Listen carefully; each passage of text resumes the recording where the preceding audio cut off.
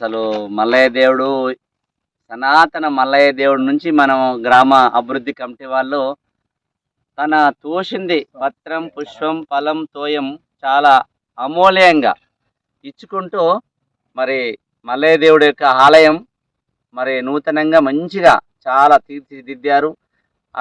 అదేవిధంగా మళ్ళీ మన రామాలయం, మళ్ళీ అదేవిధంగా ఇంకొకటి హనుమాన్ టెంపుల్, మళ్ళా అదేవిధంగా మన తల్లి జగన్మాత నల్లబోషమ్మ, అందరికి మన యొక్క నిజామాబాద్ జిల్లాలో అందరూ కూడా ముఖ్యమైన యొక్క దేవతని, కుల దేవత అని అందరూ వచ్చి పూజ చేసుకుంటారు.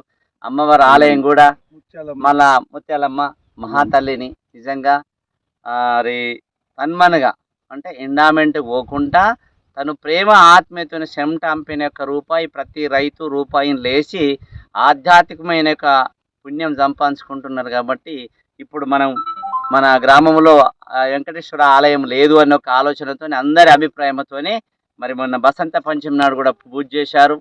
చాలా కనివిని మెరకకుండా అందరూ కూడా భక్తులు పాల్గొన్నారు.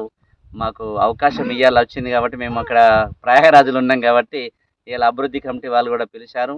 మరి భగవంతుడి కృపా కటాక్షంతో ఈ ఆలయం మంచిగా నిర్మాణంగా అయ్యి ఆ పరమాత్మను పెట్టే యొక్క మోక్షాన్ని మనం ప్రాప్తం మనందరం కూడా చేసుకుందామని మీ అందరిని ఆశిస్తూ ఈ కార్యక్రమాలు అందరూ కూడా తన్మనుగా ఇచ్చి వారి ఆశీస్సులు అందరూ కూడా పొందాలని ఆశిస్తున్నాం.